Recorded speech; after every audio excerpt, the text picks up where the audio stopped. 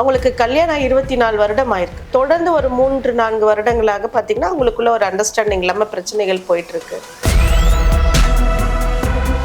அவங்க வந்து அந்த ரத்த அழுத்த மாத்திரைகள் வந்து அளவுக்கு அதிகமாக எடுத்திருக்காங்க. அவங்களோட மனவேதனை நம்மளும் அந்த இடத்துல இருந்து யோசிக்கணும். பட் ஆனால் அந்த வேதனைக்கு தற்கொலை தான் முடிவுன்றது நான் சொல்ல வரல. தற்கொலை தான் முடிவுன்றது என்னைக்குமே அது பதில் இல்லை. ஆண் வந்து சொசைட்டில எல்லா பிரச்சனைகளையும் ஃபேஸ் பண்றவங்க நம்மளும் ஃபேஸ் பண்ணணும். இந்த கணவர்ன்ற பிரச்சனையை தூக்கி எறிஞ்சிட்டு இது நீங்க உங்களோட லைஃபை நீங்க வேற வழியில நீங்க கொண்டு போகலாம். அவங்க வந்து ஒரு ப்ரொஃபஷனல்ல இருக்காங்க, ஒரு சீரியல் ஆர்டிஸ்ட். அவங்க நினைச்சா லைஃப் எப்படி வேணாலும் கொண்டு போகலாம். அம்மா வந்து இறந்துட்டாங்க, இப்ப அப்பா வந்து இந்த பிரச்சனையில அவர் வேலையை பார்த்துட்டு போயிடுவாரு. ஸோ அந்த குழந்தைங்களோட மனநலம் எவ்வளவு கஷ்டப்படும்.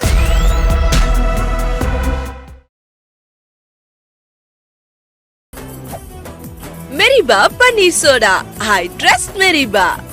கிங் டிவி நேயர்கள் அனைவருக்கும் வணக்கம். இன்னைக்கு நம்ம நேர்காணலுக்கு யார் வந்திருக்காங்க பாத்தீங்கன்னா, பிரபல வழக்கறிஞர் திருமதி புஷ்பவதி அவர்கள். வாங்க அவரோட பேசலாம். மேம் வணக்கம். வணக்கம் மேம். இப்போ வந்து ஒரு பெரிய திரை, சினிமா திரை நம்ம சொல்லுவோம். சினிமா திரைக்கு எந்த அளவுக்கு ரசிகர்கள் இருக்காங்களோ அதே அளவுக்கு சின்ன திரை சீரியல் அதுக்கும் ஒரு குறிப்பிட்ட ரசிகர்கள் அதிகமாக இருக்காங்க. இப்போ அந்த சின்ன திரையை சார்ந்த நடிகை ராஜஸ்ரீ அவங்க வந்து மரணம் அடைஞ்சிருக்காங்கன்ற ஒரு செய்தி வந்து வந்திருக்கு. இப்போ சோஷியல் மீடியா ஃபுல்லா அதான் வந்து ஒரு ஃபயரா பரவிட்டு இருக்குங்களே. யார் இவங்க, ஏன் திடீர்னு மரணம் அடைஞ்சிருக்காங்க, ஒரு பிரபல நடிகை ஆச்சு அப்படின்னு பல பேர் வந்து பல கேள்வி எழுப்பிட்டு இருக்காங்க. என்ன நடந்திருக்குங்க மேம்? யார் இவங்க? ஒரு பிரபல தொலைக்காட்சியில வந்து அவங்க ஒரு சீரியல் ஆக்ட் பண்ணியிருக்காங்க. சிறகடிக்க ஆசை அப்படின்ற ஒரு தொடர்ல வந்து அவங்க தொடர்ந்து நடிச்சுட்டு வராங்க. அந்த சீரியல்ல அருண்ன்ற ஒரு கேரக்டருக்கு அம்மாவா அவங்க ஆக்ட் பண்ணியிருக்காங்க. ரொம்ப அது பிரபலமான ஒரு தொடர் தான். அது எல்லாருமே மக்கள் எல்லாம் பார்த்து மகிழ்ச்சியா. அந்த சீரியலுக்கு தனி ஃபேன்ஸ் இருக்காங்க. ஆமா, ஸோ நிறைய ஃபேன்ஸ் இருக்காங்க. நல்ல ஒரு சீரியல், நல்லா இப்போ பீக்ல போயிட்டு இருக்கு. அதுல அந்த அம்மா ஆக்ட் பண்ணிட்டு வராங்க. அவங்களுக்கு வயது பார்த்தீங்கன்னா 39. அவங்களுக்கு ஒரு குழந்தை, ஒரு ஆண் மகன், ஒரு பெண் குழந்தை இருக்கு. அவங்களுக்கு கல்யாணம் 24 வருடம் ஆயிருக்கு. 24 வருடங்கள். ஆமா, 24 வருடங்கள் ஆயிருக்கு. இப்போ பார்த்தீங்கன்னா அவங்க ஒரு தொடர்ந்து ஒரு 3-4 வருஷமா பார்த்தீங்கன்னா அவங்களோட கணவன் மனைவிக்குள்ள ஒரு அண்டர்ஸ்டாண்டிங் இல்லாம, புரிதல் இல்லாம தொடர்ந்து அவங்களுக்குள்ள பிரச்சனைகள் போயிட்டு இருக்கிறதா சொல்றாங்க. அது இவங்களுக்கு திருமணமாகி 24 வருடங்கள் ஆகுது. ஆனா இதுல இவங்களுக்கு 3 வருடங்களா ஒரு பிரச்சனை போயிட்டு. ஆமா, இப்போ வந்து இந்த தொடர்ந்து ஒரு 3-4 வருடங்களாக பாத்தீங்கன்னா அவங்களுக்குள்ள ஒரு அண்டர்ஸ்டாண்டிங் இல்லாம பிரச்சனைகள் போயிட்டு இருக்கு. ஸோ அதனால இந்த அம்மா என்ன பண்ணிருக்காங்க, ஒரு 3 டேஸ்க்கு முன்னாடி அவங்க அம்மா வீட்டுக்கு வந்திருக்காங்க.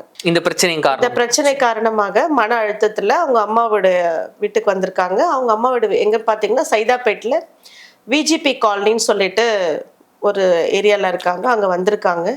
அவங்களுக்கு தொடர்ந்து மன அழுத்தத்துல என்ன பண்ணிருக்காங்க, ரத்த அழுத்த மாத்திரைகளை அளவுக்கு அதிகமா அவங்க எடுத்துட்டு அவங்களுடைய உடல்நிலை சீரில்லாம போனதால ஹாஸ்பிட்டல் அட்மிட் பண்ணியிருக்காங்க. இப்போ வந்து ட்ரீட்மெண்ட் பண்ண முடியாம அவங்க இறந்துட்டாங்க. நியூஸ் வந்திருக்கு. இந்த பிரச்சனை காரணமா மாத்திரை மூலமா தன்னோட மரணத்தை அவங்களே தேடிக்கிட்டாங்க அப்படி சொல்றாங்க. ஆமா, ஸோ அவங்க வந்து அந்த ரத்த அழுத்த மாத்திரைகளை வந்து அளவுக்கு அதிகமா எடுத்திருக்காங்க. ஸோ அது எப்பவுமே நம்ம எதுவுமே இருந்தாலும், ஈவன் நம்மளுடைய ஹெல்த் இஷ்யூஸாக இருக்கட்டும், விட்டமின்ஸ் டேப்லெட்டாக இருக்கட்டும், எந்த ஒரு இதுவுமே நம்ம அது ஒரு கரெக்டான ஒரு ப்ரொசீஜரில் எடுத்தால் தான் அது ஈவனாக இருக்கும். பட் அது அளவுக்கு அதிகமாக அவங்க எடுக்கும் போது அது அவங்களுக்கு அது ஆபத்தாக தெரிஞ்சுதான் எடுத்திருக்காங்க. ஸோ அது ஒன்று எடுத்தால் பிரச்சனை கிடையாது. ஒரு 10 எடுக்கும் போது வந்து பார்த்தீங்கன்னா அதுதான் சொல்ல வர, அது சப்ளிமெண்ட்ரி வந்து ஒரு மெஷர்மெண்ட் ஜாஸ்தி ஆகும் போது அது கண்டிப்பாக நம்மளுடைய ஹெல்த் இஷ்யூஸ் வந்து பிரச்சனையில கொண்டு போய் விட்டுடும். ஸோ அந்த அம்மா அதை எடுத்து இப்போ அவங்க ஐசியூவில் அட்மிட் பண்ணியிருக்காங்க. பட் ட்ரீட்மெண்ட்டை கொடுக்க முடியாமல் இறந்துட்டு தான் நியூஸ் வந்திருக்கு இப்போ. Okay ma'am. இப்போ நீங்கள் இந்த நியூஸ் இருக்குதுனால ஒரு கேள்வி நான் கேட்குறேன். இப்போ நீங்கள் ஒரு அட்வொகேட், அதனால இந்த கேள்வி உங்களுக்கு முன்வைக்கிறேன். இவங்கள மாதிரி நிறைய பேர் வந்து ஃபேமிலி பிரச்சனைன்னு சொல்லி அது ஹஸ்பண்டோ ஒய்ஃபோ, ஆனால் ஒய்ஃபு தான் அதிகமாக வந்து இந்த மாதிரி ஒரு முடிவை தெரிவிக்கிறாங்க. என்னன்னா எனக்கு குடும்ப பிரச்சனை ஒரு பாரமாக இருக்குது, அந்த பிரச்சனை சமாளிக்க முடியும்னு சொல்லி தற்கொலைன்ற ஒரு விஷயத்த வந்து கையில் எடுக்கிறாங்களே. இப்போ மரணம் என்ற ஒரு விஷயம் வந்து எல்லாருக்கும் வரக்கூடிய ஒரு நாள் தான், கண்டிப்பாக ஒரு நாள் வரும். ஆனால் மரணம் அதுவாக வந்துச்சுன்னா அது சுகம், நம்ம தேடி போனால் ரண வேதனை. இப்போ இப்படிப்பட்ட குடும்பங்கள்ல இந்த மாதிரி எதனா ஒரு பிரச்சனையா நான் வந்து சாக போறேன் அப்படின்னு சொல்றாங்க, அந்த முடிவு எடுக்கிறாங்க. இதனால அதுக்கப்புறம் ஒரு பிரச்சனைகள் என்ன நடக்க போகுதுன்னு அவங்களுக்கு தெரிய போறது கிடையாது. இப்படிப்பட்ட ஒரு மென்டாலிட்டி உள்ளவங்களை எப்படி நீங்க பாக்குறீங்க? இல்லை, நான் இந்த நியூஸ்மே பார்த்ததே ரொம்ப வருத்தப்பட்டேன். நான் நீங்கள் சொல்கிற மாதிரி மரணம் அதுவாக வந்தால் சுகம், அது நம்மளை தேடி போனால் அது வந்து ரொம்ப ஒரு ரண வேதனையாக தான் இருக்காது. ஏன் இந்த முடிவு எடுக்கிறாங்கன்னு நினைக்கும் போதே உண்மையிலே நமக்கே வந்து ரொம்ப வேதனையாக தான் இருக்குது. தற்கொலை தான் ஒரு பிரச்சனைக்கு வந்து முடிவு கிடையாது. வாழ்க்கைக்கு இதுதான் வந்து முடிவு கிடையாது, இவ்வளவுதான் வாழ்க்கையும் கிடையாது. ஸோ வாழ்க்கை நம்ம ஒரு தடவை தான் பிறக்கிறோம், ஒரு தடவை தான் இறக்குறோன்ற மாதிரி அது பிறப்பையும் நம்ம தேடி போடல, இறப்பையும் நம்ம தேடி போகக்கூடாதுன்னு தான் நான் சொல்றேன்.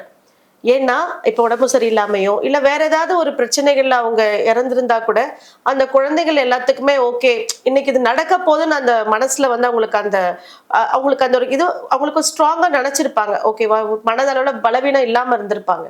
ஆனா இப்படி நம்மள அம்மா வந்து நம்மள தெரிஞ்சும் நம்மளை விட்டுட்டு போயிட்டாங்களே அப்படின்னு நினைக்கும் போது அந்த குழந்தைங்களுமே பலவீனம் ஆயிடுறாங்க. அப்போ ஒரு விதத்துல பார்த்தா இது ஒரு சுயநலமான ஒரு விஷயம் நான் பார்க்கலாங்களா? ஏன் கேட்கிறேன்னா, இந்த பிரச்சனை சமாளிக்க முடியல, நான் விட்டு போறேன், அதுக்கு நான் மரண விஷயத்த வந்து தேர்ந்தெடுக்கிறேன். ஆனா இதுக்கப்புறம் பிரச்சனைகள்லாம் அந்த குழந்தைகள் வந்து பாதிக்கப்படுவாங்க, என்னோட சொந்தக்காரங்க முக்கியமா என்னோட அம்மா அப்பா பாதிப்படுவாங்க தெரிஞ்சும் நான் அந்த ஒரு மரண ஒரு விஷயத்தை சூஸ் பண்ணேன்னா அப்புறம் சுயநலவாதின்னு சொல்லலாமா?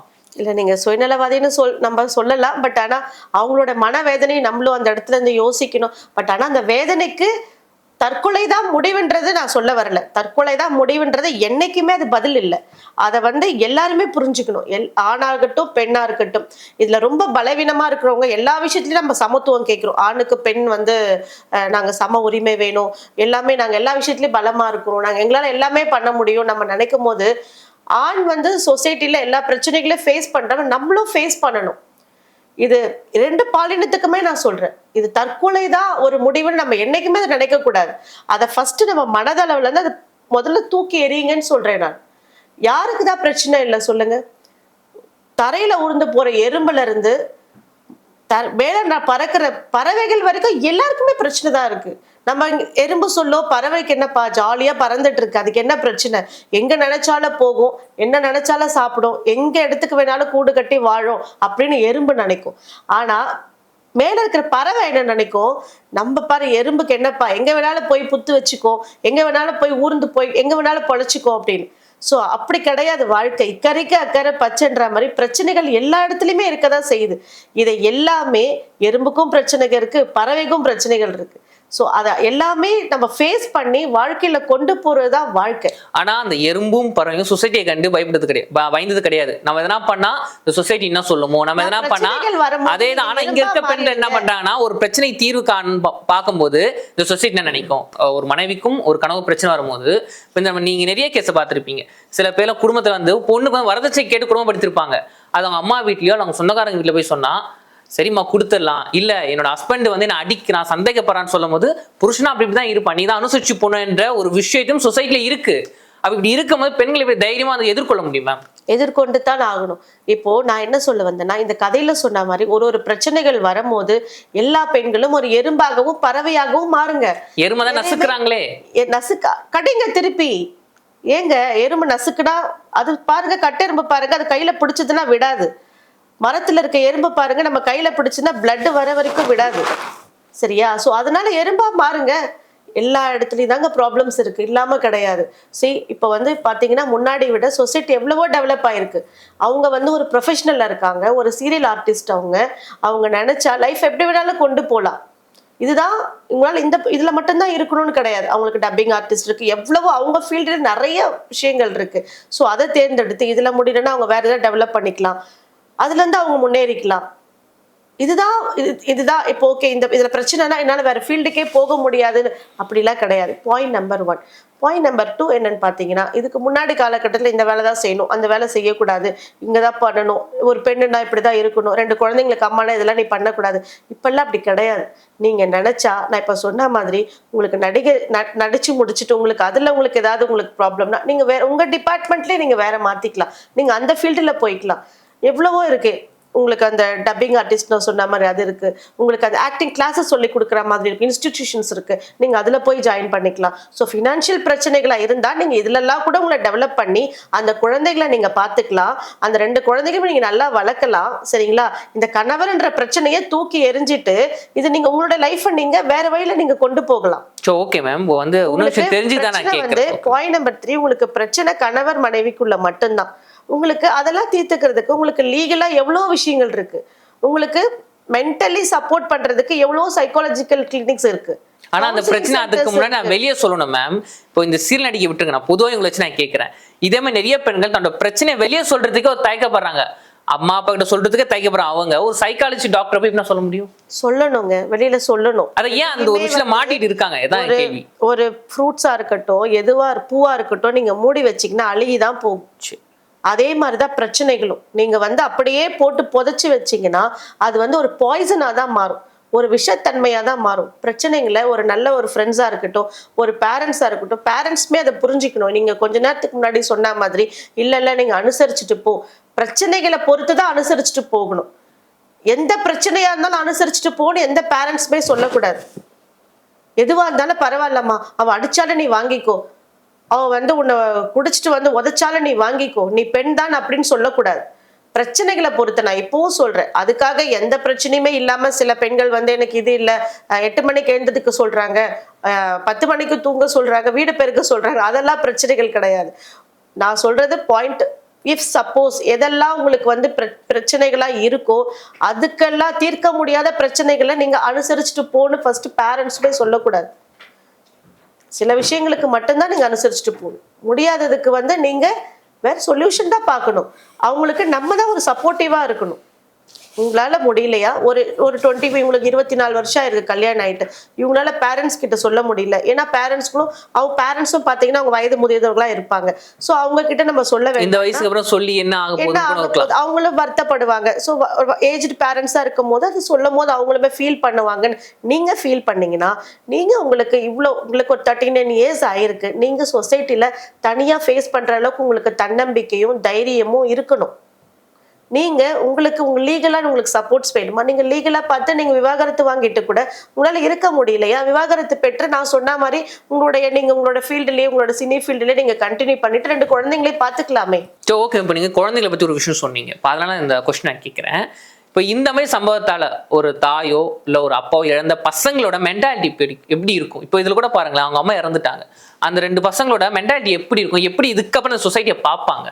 நான் இதுக்கு ஒரு சின்ன ஒரு ஸ்டோரி ஒன்று சொல்றேன், ஒரு சின்ன கதை ஒன்று சொல்றேன். நான் இப்போ லேட்டஸ்டா அது படிச்சிருந்தேன். ஒரு அம்மா வந்து தனியா இருக்காங்க, கணவர் இல்லாம ஒரு அம்மா வந்து ஒரு பெண் குழந்தைய வளர்க்குறாங்க. அந்த பெண் குழந்தை பார்த்தீங்கன்னா ஒரு 7 வயது 8 வயது 9 வயது, அதாவது அந்த அம்மா ரொம்ப கஷ்டப்பட்டு ஒரு 4-5 வீட்டில் வேலை பண்ணி அந்த குழந்தைய வளர்க்குறாங்க. அந்த பெண் குழந்தையோட ஃப்ரெண்டும் கூடவே இருக்கா பக்கத்தில். ஸோ இவங்க எதுவாக இருந்தாலும், இவங்க கொடுக்குற உணவு எதுவாக இருந்தாலும் அந்த 2 ஸ்நேகிதர்களும் அந்த 2 பெண் குழந்தைங்களும் பார்த்தீங்கன்னா ஷேர் பண்ணி சாப்பிடுவாங்க, செய்வாங்க. இந்த அம்மா வந்து சரியான டைமில் சாப்பிட மாட்டாங்க, சரியான டைமில் தூங்க மாட்டாங்க, எதையுமே தனக்குன்னு அவங்க பார்த்துக்க மாட்டாங்க. அப்போ அந்த அம்மா, இந்த குழந்தை ஒரு +2 பாஸ் பண்ணும் போது அந்த அம்மா வந்து இறந்துடுறாங்க. இறந்துட்டு அந்த அம்மாவுடைய கல்லறைக்கு போறாங்க. யாரு? அந்த அம்மாவுடைய குழந்தையும் அந்த குழந்தையோட சிநேகிதியும் அந்த கல்லறைக்கு போறாங்க. ஸோ அந்த கல்லறைக்கு போயிட்டு அந்த குழந்தையோடைய சிநேகிதி வந்து ஒரு பெரிய மலர் வளையம் வைக்கிறா அந்த அம்மாவுடைய கல்லறையில. இந்த பொண்ணு எதுவுமே வைக்கல. அப்ப அந்த பொண்ணு கேட்கிறா, அவங்க அம்மா வந்து எவ்வளவு பெரிய தியாகம் பண்ணியிருக்காங்க, உனக்காக அவங்க சாப்பிடல, உனக்காக அவங்க தூங்கல, எத்தனை வீட்டுல வேலை பார்த்திருக்காங்க, ஒரு நல்ல ட்ரெஸ் போட்டது கிடையாது, உனக்காக வாழ்க்கையே தியாகம் பண்ணியிருக்காங்க, நீ வந்து அவங்கள வந்து ஒரு மலர் வளைய கூட வைக்காம இருக்கே, நின்றுட்டு இருக்கேன்னு. அப்ப அந்த பெண் குழந்தை சொல்றா, அவங்க அப்படிலாம் இருந்திருந்தா நான் சந்தோஷப்பட்டிருப்பேன், இன்னைக்கு அவங்க இருந்திருந்தா நான் இன்னைக்கு இனிமே அழாம இருந்திருப்பேன், இன்னைக்கு என்னோட வளர்ச்சியை பார்க்கறதுக்கோ என்னோட சந்தோஷம் பார்க்கறதுக்கோ அவங்க இல்லை, எனக்கு உடல்ல வர எனக்கு என்னோட உடம்பில் தோன்றும் மாறுதல்களும் யாருடன் நான் பேசுவது என்ற மன எனக்கு அலைப்பாயுது, யாரு நல்லவங்க யாரு கெட்டவங்கன்னு என்னால தேர்ந்தெடுக்க முடியாம நான் தனித்து நிக்கிறேன், இன்னைக்கு இதையெல்லாம் சொல்ல முடியாத என்னுடைய தாய் இல்லைன்னு நினைக்கும் போது எனக்கு வருத்தமா இருக்கு அப்படின்னு. ஸோ அந்த குழந்தைங்களை வந்து நான் பெற்றோர்களுக்குமே இதை என்ன சொல்ல வந்தேன்னா, நான் ஒரு ஸ்பீச்ல தான் நான் இது பேசியிருப்பேன். நான் இது நமக்காக குழந்தைங்களுக்காக நம்ம தியாகம் பண்றோம் நினைச்சு நம்மளே அழிச்சுக்கிட்டு அந்த குழந்தைகள் எப்படி நாளைக்கு வாழ்வாங்க? நீங்க உங்களையே பார்த்துக்கிட்டு நீங்களும் ஆரோக்கியமா இருந்து நீங்களும் நல்லா தெம்பா இருந்தீங்கன்னா சொசைட்டில நாளைக்கு அந்த குழந்தைகள் ஒரு ஸ்டேஜ் அடையிற வரைக்கும், அவங்க இலக்கு அவங்க போய் சென்று அடையிற வரைக்கும் நீங்க அவங்களுக்கு ஒரு வழிபோக்கரா இருப்பீங்க. இன்னைக்கு ஒரு 5 வருஷம் 10 வருஷம் நீங்க வாழ்க்கையை தியாகம் பண்ணிட்டீங்கன்னா மீதி இருக்க காலங்கள் அந்த குழந்தை எப்படி வாழும்? நீங்க இருக்கும் போதே, ஒரு பெற்றோர்கள் இருக்கும் போதே அந்த குழந்தைகள் வந்து அவங்களுடைய மனநிலைமை வந்து அவங்களாலே கண்ட்ரோல் பண்ண முடியாம அவங்களுக்கு என்ன செய்து தெரியாம எவ்வளவு குழந்தைகள் தத்தளிக்குது. ஸோ நான் என்ன சொல்ல வரேன்னா, நீங்க அந்த குழந்தைகளை பத்தியும் நம்ம யோசிக்கணும் ஆஸ் எ பேரண்டா. இப்ப அந்த குழந்தைங்களுக்கு என்ன வழிகாட்டுது என்ன தெரியும்? அம்மா வந்து இறந்துட்டாங்க. இப்ப அப்பா வந்து இந்த பிரச்சனையில அவர் வேலையை பார்த்துட்டு போயிடுவாரு. சதீஷ். அப்ப சதீஷ் வந்து அவர் வேலையை பார்த்துட்டு போயிடுவாரு. அவர் என்ன ஒர்க் பண்றாரு அதுல போயிடுவாரு. இல்ல அவருக்கு கோவம் இருக்கும், நம்ம தலையில 2 குழந்தைங்களை கட்டிட்டு போயிட்டாலே அப்படின்னு. ஏற்கனவே உங்களுக்குள்ள அண்டர்ஸ்டாண்டிங் இல்ல. சோ அந்த குழந்தைங்களுடைய மனநலம் எவ்வளவு கஷ்டப்படும். நாளைக்கு அவங்க வந்து ஸ்கூல்ஸ் முடிச்சு காலேஜ் முடிச்சு போகும்போது அவங்க எப்படி தேர்ந்தெடுப்பாங்க, அவங்களுடைய அடுத்தடுத்த துறைகளை எப்படி அவங்க தேர்ந்தெடுத்து போவாங்க. இந்த கதையை நான் படிக்கும்போது உண்மையிலேயே எனக்கு கண்ணீர் வந்துச்சு. அப்போ நான் என்ன நினைக்கிறேன், அப்ப நம்ம குழந்தை நம்ம யோசிக்காம நம்மளே யோசிச்சாதான் அந்த குழந்தையுடைய பாதையில வந்து நம்ம தொடர்ந்து அவங்க பயணிக்க முடியும். நம்ம அம்மா குழந்தைகள் பிள்ளைகள்ன்றது ஒரு குறிப்பிட்ட காலத்துல முடிகிற உறவு கிடையாது. இது தொடர்ந்து அவங்களுடைய நல்லது கெட்டது எல்லாமே நம்ம வாழ்க்கையில அவங்க கூடவே இருந்தாதான். ஒரு 80 வயசு தாயா இருந்தாலும் தன்னுடைய மகனுக்கு என்ன வேணும் என்னன்ற சொல்றது வந்து அந்த ஸ்தானத்துல தாய் என்னைக்குமே இருப்பா. நம்ம பையனுக்கு 50 வயசு ஆயிடுச்சு கேட்டு கேட்டா போட்டுன்னு யாரும் நினைக்க மாட்டாங்க. சோ அந்த மாதிரி அந்த அம்மாவும் யோசிச்சிருக்கணும். இந்த தற்கொலை தான் முடிவுன்றத எடுத்திருக்க கூடாது, அந்த மாதிரி யோசிக்க கூடாது. அது உண்மையிலே நான் எல்லா பெண்களுக்குமே சொல்றேன், வாழ்க்கைன்றது இவ்வளவு ஒரு சின்ன வட்டமே கிடையாது. இதை விட்டு தாண்டி வாங்க.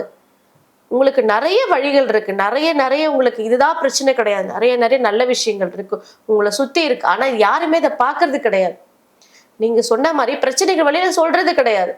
எல்லாருக்குமே ஐயோ நம்ம சில பேர் என்ன நினைப்பாங்கன்னா, ஐயோ நம்ம இந்த பிரச்சனையை சொல்லிட்டா ஒருவேளை நம்ம தப்பா நினைப்பாங்களோ, அவங்க வீட்டுல எல்லாம் பிரச்சனை இல்லை நமக்கு தான் இருக்கும். அப்படிலாம் இல்லைங்க. எல்லார் வீட்லயுமே பிரச்சனைகள் இருக்கு, எல்லார் வீட்லயும் ப்ராப்ளம்ஸ் இருக்கு. நீங்க சொல்லி பாருங்க, நல்ல ஃப்ரெண்ட்ஸ் கிட்ட ஷேர் பண்ணுங்க, ஒரு கவுன்சிலிங் சென்டர் போங்க. உங்களுக்கு என்ன வேணுமோ உங்களால முடிவெடுக்க முடியலையே அவங்க சொல்ற முடிவுக்கு நீங்க கட்டுப்படுங்க.